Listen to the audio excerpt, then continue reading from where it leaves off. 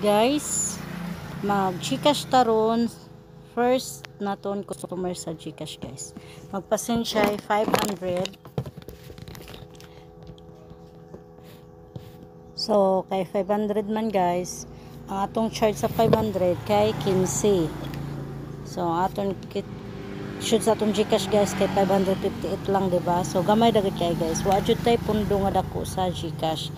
So ako naman gikapipis ang number kalina. Send na lang naton 500. Amo na siya ang una nga customer naton sa nga July sa Gcash. So ato na siya, guys. Then para proof nga nakasend na ta, aton isend sa receiver, guys. Send naton ang resibo dira. So mana siya, guys, na send na siya. Huwat na lang ta sa iyang reply.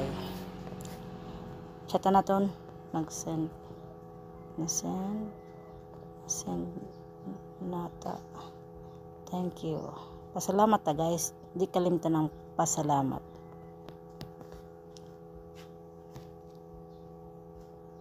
So that's it, guys.